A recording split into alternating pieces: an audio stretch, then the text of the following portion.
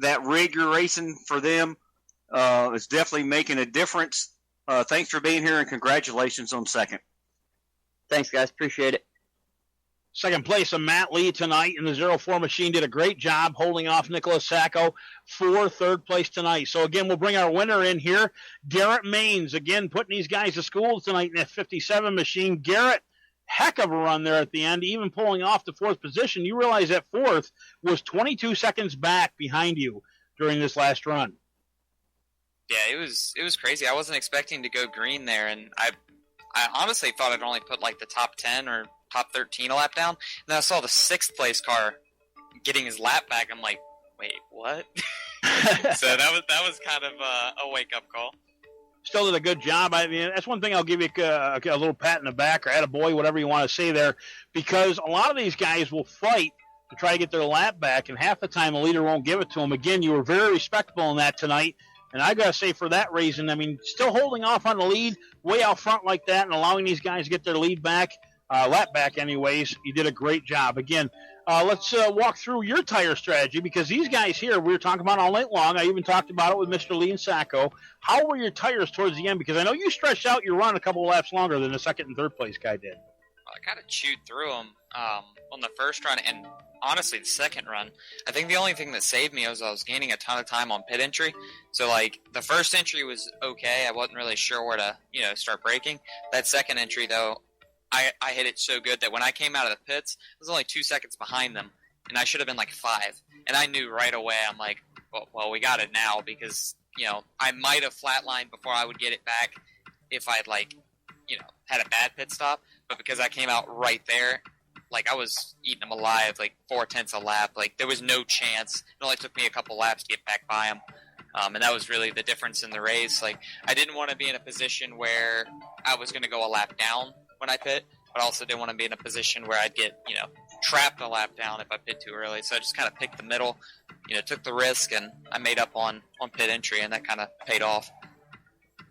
Yeah, a quick question for you there, Garrett.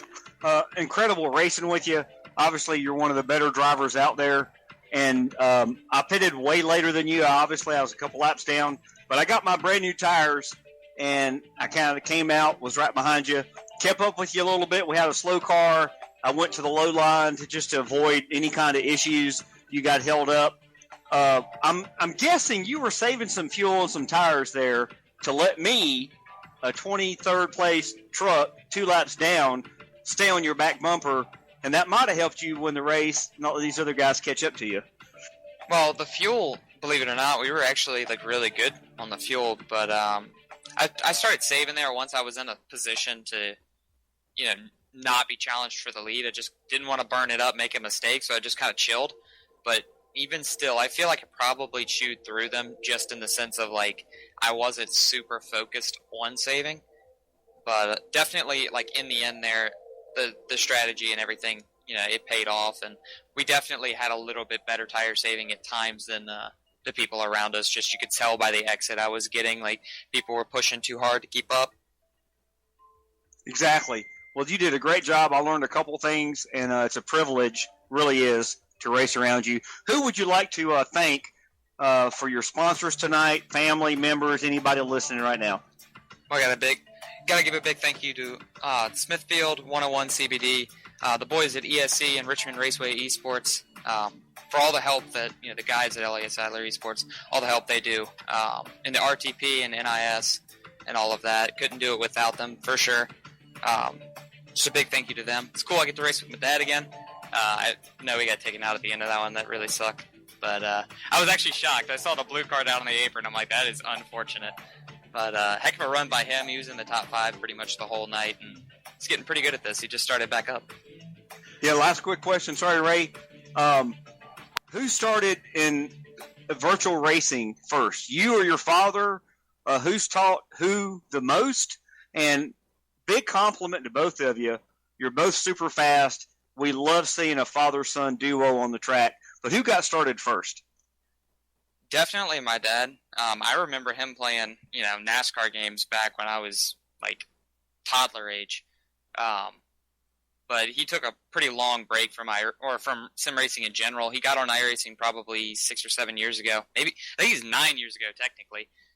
but he had a lot of downtime with not using his account. Came back just a few months ago. He got a sim seat, and so did I. So big shout out to Sim Seats. Big thank you to them. And he's got back into sim racing now. So I've been doing it like probably 5 years now. And he kind of taught me when I was first getting started. And then I started figuring some stuff out, and now I'm catching him up on stuff. But definitely been cool. And I think he got the pole last week at Talladega, and that was a big shocker. So I was really happy to see that. Yes, sir. I hate to pick any favorites, but and there's no predictions here, but it would be awesome for Josh White eSports Truck Series live on Max Speed TV to see you two guys battling it out the last race of the year for the championship. That'd be good to see. Ray, take it away. Garrett Maines right now the winner tonight here at Atlanta from the Josh White Racing Esports League in the Max Speed TV checkered lane here. Brought to you by Over the Top Paint Designs, Loud Pedal Productions, as well as the Bruiser Racewear and Michael Angelo's Painting. I'm Ray Richer, Rob McFarland, who just did the last interview. Michael D'Amico with the cameras. We'll join you next week here from Josh White Racing Esports. Until then, have a great night.